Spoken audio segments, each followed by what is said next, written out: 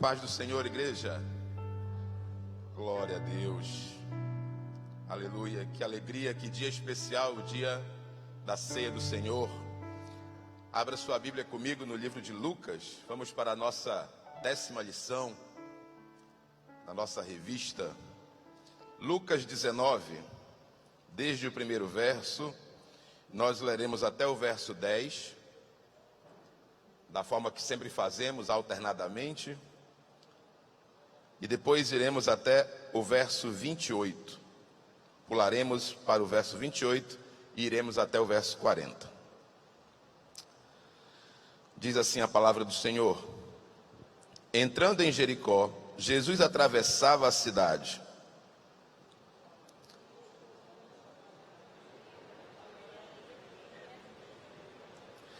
Procurava ver quem era Jesus, mas não podia por causa da multidão, por ser ele de pequena estatura.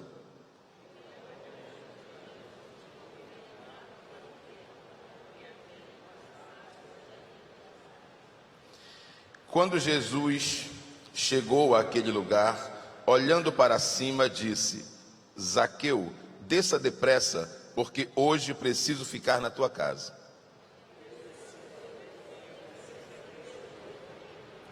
Todos os que viram isto murmuravam, dizendo que Jesus tinha se hospedado com um homem pecador.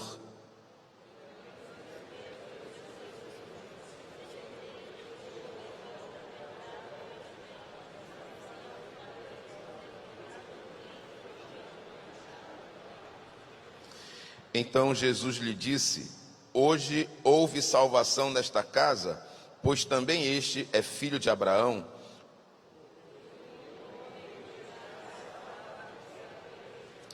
Verso 28. E depois de dizer isto, Jesus prosseguia a sua viagem para Jerusalém.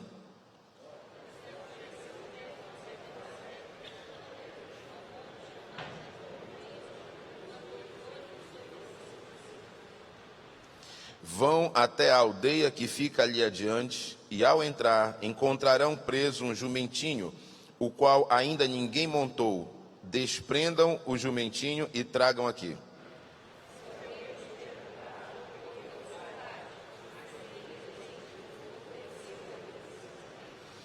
E indo os que foram mandados, acharam tudo conforme Jesus lhes tinha dito.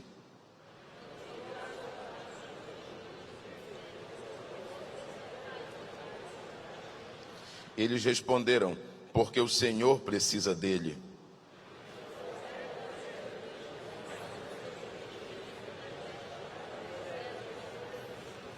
À medida que Jesus avançava, as pessoas estendiam as suas capas no caminho.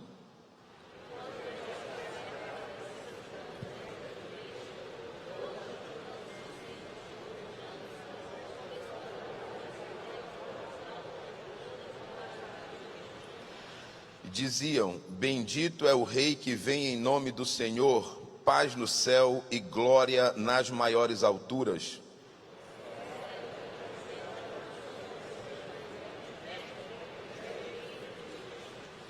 Mas Jesus respondeu: Eu afirmo a vocês que se eles se calarem, as próprias pedras clamarão. Aleluia, louvado seja. Tome seu assento. Vamos para a nossa 10ª lição. Queridos, dia de festa para nós, e começamos com uma das histórias mais emblemáticas, uma das narrativas mais emblemáticas do Evangelho de Lucas, o encontro de Jesus com o maioral dos publicanos, o chefe dos publicanos, um homem chamado Zaqueu, conhecido por todos nós como aquele homem de baixa estatura que subiu numa árvore para ver Jesus. Para encontrar, talvez não, mas ao menos para ver. Talvez Zaqueu não imaginou que desse seu gesto resultaria um encontro, e um encontro que transformaria a sua vida. Quantos de nós também não encontramos Jesus numa situação, numa circunstância similar? Uma circunstância que nós não esperávamos que fosse gerar tamanha transformação. Mas para a glória de Deus, Jesus, o próprio Jesus, nos transformou. Veja que Jesus está entrando em Jericó, na ocasião em que nós abrimos esse capítulo 19, Jesus está entrando em Jericó, sempre acompanhado de muita gente, sempre acompanhado, cercado de uma grande multidão. E é de se pensar que um homem, chefe dos publicanos, chefe dos cobradores de impostos, é de se pensar que esse homem tenha tomado a atitude de subir num sicômoro para ver o pregador galileu, o pregador de Nazaré. Talvez ele pudesse ter ignorado, talvez ele tivesse mais o que fazer ali, talvez ele decidisse se envolver nos seus afazeres, nos seus ofícios. Talvez ele ignorasse a passagem de Jesus, talvez ele mostrasse uma curiosidade comum, como quem procura parar ali algum minuto para ver a passagem, mas ele resolve fazer mais, ele resolve subir numa árvore, um sicômoro, que é uma árvore de grande copa, né, que faz uma sombra muito grande, muito bonita. E isso para nós é digno de nota, é digno de atenção. Ele não se contenta em simplesmente parar para olhar o que está acontecendo. Ele também não ignora, mais que isso, ele sobe numa árvore. E nós podemos concluir que Zaqueu tem algum tipo de interesse especial por Jesus. Que Zaqueu tem uma motivação pessoal para fazer o que fez, para procurar ver esse homem e certamente ouvi-lo.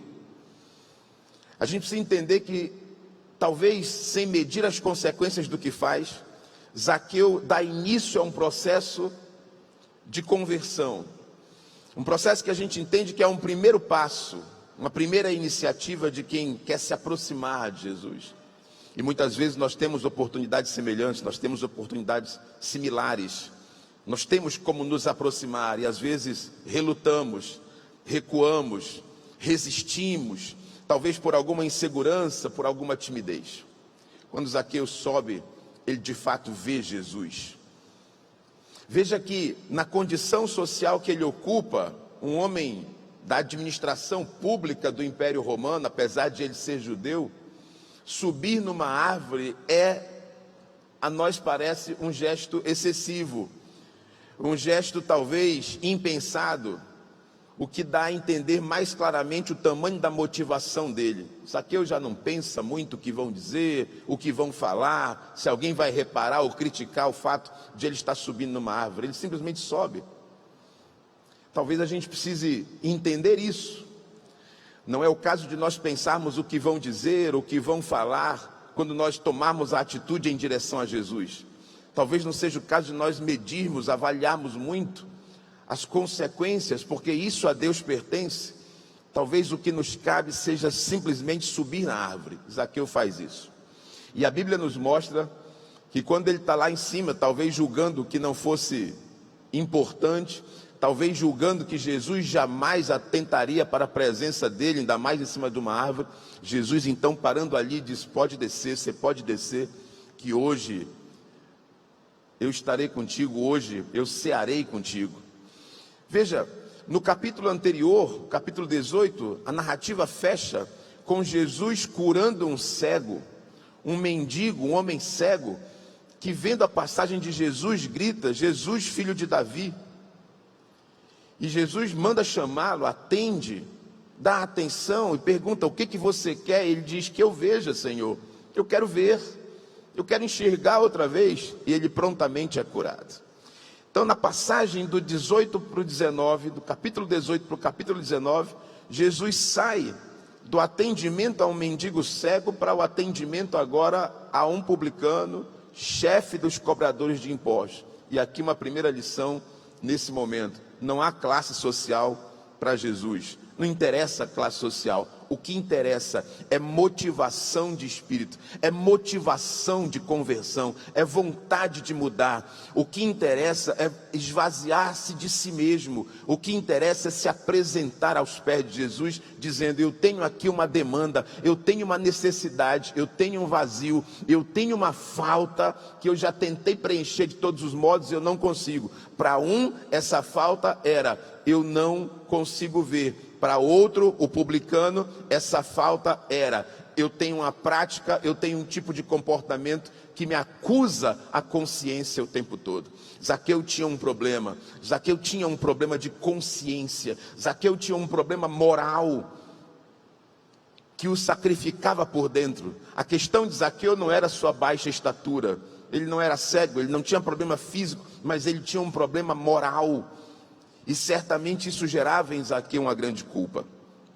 Quando ele desce, os fariseus, que sempre estão ali olhando para Jesus, procurando motivo para acusá-lo, dizem assim: pronto, está aí, já não bastava esses 12 que andam com ele, que são problemáticos, né, na visão dos fariseus, já não bastava, né, o envolvimento dele com algumas mulheres do povo, talvez mal conceituadas, agora pronto, né, era o que faltava, a medida que faltava, ele agora come com publicanos. Nós precisamos entender que Zaqueu era do povo judeu, mas servia de ofício o Império Romano, então ele é considerado pelos judeus como um traidor, como um ladrão do seu próprio povo. E Jesus, ao se aproximar dele, é logo taxado pelos fariseus. Pronto, era só o que faltava, agora ele come com publicanos. Então isso também agora nos mostra mais uma vez o reforço da lição que aprendemos. Não é o que você fez, não é o que você fez, não é o que passou, é o que você está disposto a fazer. Por isso, gente, meus irmãos queridos, quando o pastor faz o apelo, quem quer aceitar Jesus, quem quer se reconciliar com Jesus, veja, a porta da graça aberta, você só precisa de uma sinceridade de coração. Jesus olha o teu coração, seja você alguém de uma vida pregressa, distante do Evangelho, não importa. O que importa é o que você está disposto a fazer a partir de agora, mediante o toque do Espírito Santo. Veja, depois desse encontro, Jesus realmente vai cear com Zaqueu. E o que era só um jantar passa a ser uma comunhão. O que era só um evento social, um jantar, passa a ser um encontro para a vida eterna. Porque Zaqueu, diante de Jesus, ele diz assim: Senhor, eu vou entregar metade do que eu tenho. Eu vou devolver tudo o que eu defraudei. Se eu defraudei alguém, se eu roubei alguém, se eu cobrei além do devido, eu vou devolver 4 vezes mais. E Jesus diz assim: agora sim nós passamos de um jantar para uma comunhão. A salvação entrou nessa casa e você também é filho de Abraão. Jesus está dizendo: você demonstrou fé, a mesma fé de Abraão. Então não é por sangue, não é por herança sanguínea, como os fariseus imaginavam, não é por condição social, não é pelo montante financeiro, pelo tamanho da conta bancária, não é por você ser alto ou baixo. Zaqueu era de pequena estatura, não é por você, enfim, não é por nenhum tipo de critério humano, mas é pelo critério espiritual. Zaqueu, você quer, você aceita andar comigo, você aceita a minha mensagem, você quer ser transformado por mim? Zaqueu, ele mesmo diz: Senhor, eu agora estou dando um passo, eu estou tomando uma atitude diferente, eu vou devolver tudo. O problema de Zaqueu é sua ganância, é sua ambição, é seu materialismo. E Zaqueu tira aquilo que estava entre ele e Jesus, é retirado, ele toma uma atitude. Nessa manhã eu quero dizer para você: se há qualquer coisa que ainda te separa de Jesus, afaste da sua vida, tire, declare para Jesus como Zaqueu fez: eu quero, eu vou mudar, eu tomo uma decisão. E aí veja, feito o que precisava ser feito, transformada a vida de Zaqueu, Jesus segue viagem, porque ele está a caminho de Jerusalém, e ele sabe que está para cumprir aquilo para o que veio, entregar a sua vida por cada um de nós. Que coisa linda! Por onde vai passando, Jesus vai tendo encontros e vai transformando vidas. Por onde vai passando, Jesus vai testificando daquilo que veio fazer. Na lição passada, nós olhamos, em algumas lições atrás, nós olhamos a parábola da dracma perdida, a parábola do bom pastor, a parábola do filho pródigo. Jesus o tempo todo dizendo: eu vim para o que estava perdido. E Zaqueu faz parte dessa turma, faz parte desse grupo. Eu também já fiz parte. Quantos aqui também já não estiveram perdidos e foram resgatados por Jesus? Por onde Jesus passa, ele vai encontrando pessoas, e quem tem encontros com Jesus não sai do mesmo jeito, sai transformado. Jesus chega às portas de Jerusalém e a Bíblia diz que ao se preparar para entrar na cidade, ele é louvado pela multidão que o acompanha, né? E nós lemos aqui: bendito o rei que vem em nome do Senhor, paz no céu, glória nas maiores alturas. Jesus se preparando para a chamada entrada triunfal em Jerusalém, como foi profetizado por Zacarias: eis que o teu rei aí vem, adentrará teus portões, montado num jumentinho, filho de jumenta. Jesus está fazendo o cumprimento profético dessa passagem. E entrando em Jerusalém, ele é louvado. E aí veja os fariseus que estão sempre com ele, dizem assim: olha, acalma a multidão, o povo está muito agitado, gritando muito, está tumultuando. Jerusalém cheia, uma multidão aguardando a festa da Páscoa. E os fariseus dizem: olha, calma a multidão. E Jesus responde citando Amós: se eles se calarem, as pedras gritarão. Veja, Jesus está dizendo: esse povo não tem ninguém que olhe por ele. Vocês são legalistas, vocês colocam um fardo muito pesado na costa desse povo. Esses que estão comigo são os que vocês esqueceram, são os que vocês desprezaram. Eles estão gritando porque encontraram em mim o que procuravam. Eles estão gritando porque reconhecem em mim o caráter messiânico, porque de fato eu sou o Messias. Jesus não diz isso literalmente, mas é como se ele dissesse. E as pessoas clamam eufóricas por aquilo que encontram em Jesus, por aquilo que recebem de Jesus. E não é só pão, e não é só cura física, é ministração da palavra, é alento, é conforto, é consolo para os seus espíritos, como aconteceu com Zaqueu. Jesus está dizendo: olha, não vão se calar, e se eles se calarem é pior. E aí veja, Jesus entra em Jerusalém, mas antes ele chora aos portões da cidade. Ele lamenta porque Jerusalém não reconheceu a mensagem de paz que ele veio trazer. Jerusalém não reconheceu a necessidade de reconciliar-se com o reino e com ele, que era o representante, o Filho de Deus, o Messias enviado. Eles não entenderam. Jesus entra na cidade para realizar o que veio fazer. E aí nós temos uma cena das mais conhecidas do texto bíblico, que são aqueles homens muito admirados, né, os 12 ali com eles, com Jesus, muito admirados da arquitetura do templo de Jerusalém, dizendo a beleza daquele lugar, da beleza daquele prédio. E Jesus diz assim: olha, não vai ficar pedra sobre pedra. É claro que Jesus está se referindo ao que aconteceria 30 anos depois, no ano 70, a destruição de Jerusalém pelas tropas romanas. Mas quando Jesus diz que não vai ficar pedra sobre pedra, os discípulos imediatamente pensam que ele está falando do dia da ira de Deus, do dia da ira do Senhor, do fim da história da humanidade. E não é isso. Naquele momento não é isso. Jesus está se referindo, está profetizando do que vai acontecer 30 anos depois. Mas como os discípulos supõem que Jesus estava se referindo ao dia da ira do Senhor, ele então aproveita para dizer: bom, vamos entrar nesse assunto, mas eu devo explicar a vocês que antes do dia da ira haverá um período aqui chamado de o início das dores. E aí Jesus começa a explicar que esse período será marcado por manifestações da natureza, por terremotos, será marcado por guerras, será marcado por fome. E não cabe aqui a gente especular tanto acerca de que momento é esse. O fato é, desde o primeiro século da igreja, desde que Jesus partiu de volta para a glória, a igreja de Jesus está esperando a sua volta. Veja, quando João escreve a sua primeira epístola, ele diz: filhinhos, é chegada a última hora. Quando Paulo explica na carta aos Tessalonicenses como haverá de acontecer o arrebatamento, Paulo diz assim: nós, os vivos. Então note que ele supunha que a vinda de Jesus aconteceria em breve. Paulo acreditava que ele estaria vivo ainda para ver a volta de Jesus. Portanto, isso significa uma coisa: que nós estamos esperando a vinda de Jesus desde o primeiro momento em que ele se despediu de nós e prometeu voltar. E ninguém precisa viver apreensivo, preocupado, tenso, nervoso. Quando vai ser, será que está perto, será que está longe? Eu me lembro de uma ministração do pastor Felipe semana passada dizendo: não vai mudar nada na sua vida. Todo dia, toda semana, toda hora você está disponível para servir a Deus e a igreja da melhor maneira.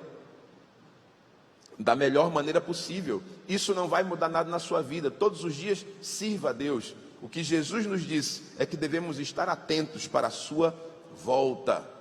E disse, nas suas explicações, no seu comentário para os discípulos, ele disse: antes que tudo aconteça, antes que o Filho do Homem se manifeste em grande glória, vocês serão perseguidos, vocês serão criticados, vocês serão recusados. Mas recordem que no Evangelho de João, salvo engano, no capítulo 15, Jesus também disse: vocês não são daqui. Se fossem daqui, o mundo os aplaudiria, o mundo acolheria vocês, mas o mundo os rejeita, porque primeiro rejeitou a mim. Vocês são meus, vocês nunca terão uma relação tranquila com o mundo. E nós não estamos procurando isso, nós não estamos desejando ser acolhidos pelo mundo, nós estamos desejando e aguardando sermos acolhidos por Jesus, como Zaqueu foi, como o cego na beira da estrada também foi. É isso que nós estamos procurando. E nessa manhã, nesse dia em que nós estamos celebrando, nós celebraremos daqui a pouquinho a ceia do Senhor, nós renovamos a nossa aliança, nós trazemos à memória a aliança que Jesus fez conosco. E essa aliança está de pé. O noivado está mantido. Aquele que nos tomou para si, que assumiu um casamento conosco, um noivado conosco, ele vai voltar para celebrar as bodas. Ele vai voltar. E o que acontece conosco? Como é que a gente fica? Correndo de um lado para o outro, né?